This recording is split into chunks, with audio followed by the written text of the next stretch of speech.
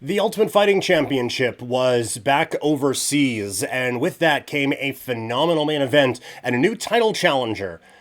In maybe controversy would be a bit of an overstatement, but in dramatic fashion anyway. So let's discuss a phenomenal main event from UFC London. The UFC has a new title challenger at 145 pounds as Movsar Evloev outpoints Lerone Murphy 48-46 on two scorecards and a 47-47 draw on another for the majority decision, and now he gets ready for Alex Volkanovsky. This UFC breakdown. I was really excited to watch this one. Wasn't able to watch it live. That's why we're doing it on Tuesday. But this was. I knew going in the result, and so maybe that changes the scorecard a little bit. And my scorecards differed quite a bit from a lot of the people out there. But for me, the first takeaway is both of these fighters showed why they were in a number one contenders bout at 145 pounds. Evloev and Murphy both a fantastic display, right? Like Murphy with the stand up early on, putting that volume out there and establishing things, while Evloev maybe a bit almost too patient for some, able to eventually get the fight to the ground, but also land some pretty big shots in the power department and surge back late in the fight. Murphy grinding through a hip injury, couldn't even stand up once the fight was over, but still was able to battle for 25 minutes. Just back and forth you look.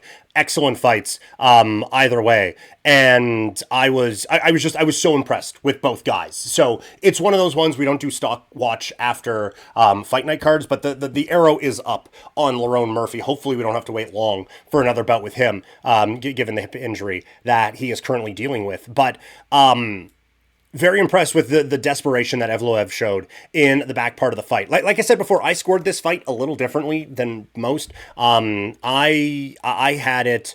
The fourth was the deduction, right? So I went first round Murphy, second round went to Evloev, actually, third to Murphy, and then fourth was the draw, fifth was the one for Evloev. So I had it as a 47-47 draw. And just looking at the scorecards, basically every judge and every person out on social media gave the second round to Murphy, and then the last three went to Evloev, obviously with the point deduction in the fourth. I just thought in the second round, Evloev landed the more impactful shots and was able to really get things going a little bit, even if he was behind on the volume. Although he really wasn't. And this is one where, again, I wasn't watching live, so I don't know how everyone was reacting, but the commentary certainly had a tilt to it. Now, the judges also disagreed with me, so I could just be off on this. But I feel like the commentary probably swayed a lot of people because they were talking like, hey, it's down 2-0. Evloev needs a finish, da-da-da-da-da, all of these things. But I just thought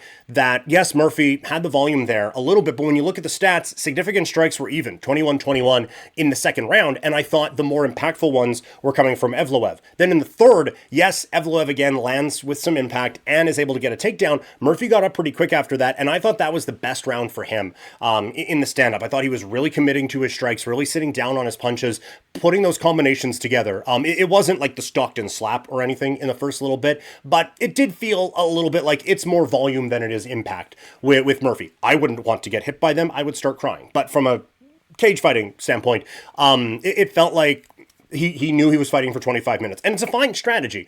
But it felt like in the third round, these were really starting to land a little bit more and with quite a bit more impact. So I thought even with the takedowns, I thought he was able to survive it. Ate a couple of big shots, but I thought he landed just as many and also had the volume in that third round. But then Evloev, once he had the point deduction, which was, I am so happy that there was a point deduction there. Too many times guys are able to, oh, well, a couple finger pokes, and now this is a stern warning this time, or a couple of shots to the groin.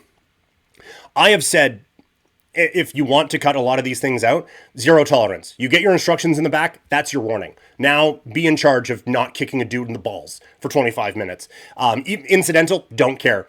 He incidentally is feeling a lot of pain right now, so stop it. So I was happy that it was one warning and then a point deduction, even if it was incidental and all of that. I was happy that there was the point deduction there. And then Evloev turned it on. So much more aggressive, coming forward with takedowns, very relentless. But then you have to give Murphy credit for being able to get back to his feet, keep this fight competitive over the last 15 minutes or so. I guess at that point, the last 10 that he was able to stay competitive in. And then in the fifth round, again, Evloev really pouring it on. The moment where Murphy slips, Evloev pounces on him and just starts going to town, ground and pound. You could really see the urgency and just how terrifying this guy can be from a ground and pound perspective. So, again, full marks to both guys, but I thought as the fight went on, Murphy started to slow just a bit, like just a touch. He was still putting the volume out there. He wasn't landing with the same impact that he did in the third round. Still had that volume there, but Evloev got better as the fight went on, got more urgent, got more desperate, and got more physical, and really was able to drag that fight into the waters that he wanted. So a deserving winner, even though I had the fight as a draw, a deserving winner, I think. Movsar Evloev. And now, yeah, it's a lock. I know Gian Silva was pushing for a title shot, but no, it's Evloev's now. He deserves it at 20-0, coming off of a long layoff, now taking on Alex Volkanovsky. I don't believe he is going to be successful in that venture, but he would be hoping, just an early thought on this, he would be hoping that Volkanovsky has slipped a little bit and that he has not had to be tested against Diego Lopez in the ways that Evloev is going to be able to test him. Like Lopez is just kind of a... with all due respect, bit of a lesser version of Volk, right?